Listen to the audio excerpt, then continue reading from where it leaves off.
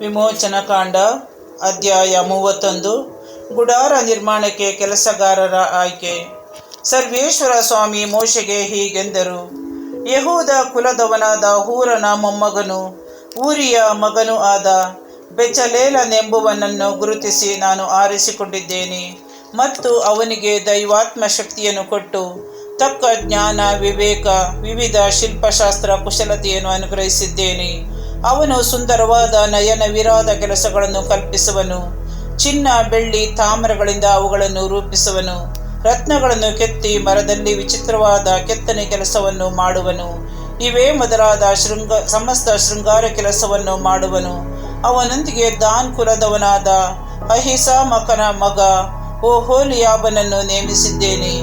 ಇದು ಮಾತ್ರವಲ್ಲದೆ ನಾನು ನಿನಗೆ ಆಜ್ಞಾಪಿಸಿದೆಲ್ಲವನ್ನು ಮಾಡಲು ಕಲಾ ನಿಪುಣರಿಗೆ ಬೇಕಾದ ಜ್ಞಾನವನ್ನು ಕೊಟ್ಟಿದ್ದೇನೆ.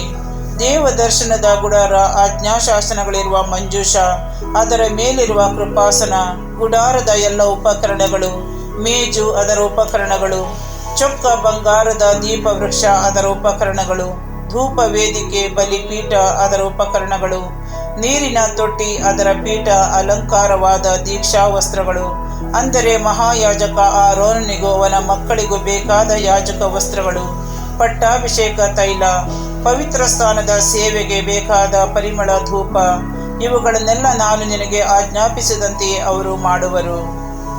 ಸಬ್ಬತ್ ದಿನಾಚರಣೆ. ಮೋಶೆ ಮುಖಾಂತರ ಸರ್ವೇಶ್ವರ ಇಸ್ರಾಯೇಲರಿಗೆ ಇತ್ತ ಆಜ್ಞೆ: ನಾನು ನೇಮಿಸಿರುವ ಸಬ್ಬತ್ ದಿನಗಳನ್ನು ನೀವು ತಪ್ಪದೆ ಆಚರಿಸಬೇಕು. ನಿಮ್ಮನ್ನು ದೇವಜನರನ್ನಾಗಿ ಮಾಡಿರುವ ಸರ್ವೇಶ್ವರರು ನಾನೇ ಎಂದು ನೀವು ತಿಳಿದುಕೊಳ್ಳುವಂತೆ ಇದೇ ನನಗೂ ನಿಮಗೂ ನಿಮ್ಮ ಸಂತತಿಯವರೆಗೂ ಇರುವ ಗುರುತು. ಆದ ಕಾರಣ ನೀವು ಸಬ್ಬತ್ ದಿನವನ್ನು ದೇವರ ದಿನವೆಂದು ಭಾವಿಸಿ ಆಚರಿಸಬೇಕು. ಅದನ್ನು ಅಪವಿತ್ರವೆಂದು ವರ್ತಿಸುವವನಿಗೆ ಮರಣಶಿಕ್ಷೆಯಾಗಬೇಕು. ಆ ದಿನದಲ್ಲಿ ದುಡಿಯುವವನನ್ನು ತನ್ನ ಕುಲದಿಂದ ತೆಗೆದುಹಾಕಬೇಕು. 6 ದಿನಗಳು ಕೆಲಸ ಮಾಡಬಹುದು. 7ನೆಯ ದಿನ ವಿಶ್ರಾಂತಿ ದಿನವಾದ ಸಬ್ಬತ್ ಸರ್ವೇಶ್ವರನಾದ ನನಗೆ ಪರಿಶುದ್ಧ ದಿನ. ಇಂಥ ಸಬ್ಬತ್ ದಿನದಲ್ಲಿ ದುಡಿಯುವವನಿಗೆ ಮರಣಶಿಕ್ಷೆಯಾಗಬೇಕು. ಆದುದರಿಂದ ಇಸ್ರಾಯೇಲರು ಸಬ್ಬತ್ ದಿನವನ್ನು ಆಚರಿಸಬೇಕು. ಈ ಆಚರಣೆ ಅವರಿಗೂ ಅವರ ಪೀಳಿಗೆಗೂ ಶಾಶ್ವತವಾದ ಒಂದು ನಿಬಂಧನೆ. ನನಗೂ ಇಸ್ರಾಯೇಲರಿಗೂ ನಡುವೆ ಇದೊಂದು ಸದಾಕಾಲದ ಗುರುತು.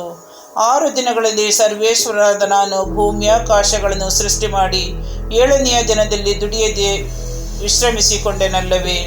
ಸರ್ವೇಶ್ವರ ಸಿನಾಯಿ ಬೆಟ್ಟದಲ್ಲಿ ಮೋಶೆಯ ಸಂಗಡ ಮಾತಾಡುವುದನ್ನು ಮುಗಿಸಿದ ಮೇಲೆ ಅವನಿಗೆ ತಮ್ಮ ಕೈಯಿಂದ ಕೆತ್ತಲ್ಪಟ್ಟ ಶಿಲಾಶಾಸನಗಳಾದ 2 ಆಜ್ಞಾಶಾಸನಗಳನ್ನು ಕೊಟ್ಟರು.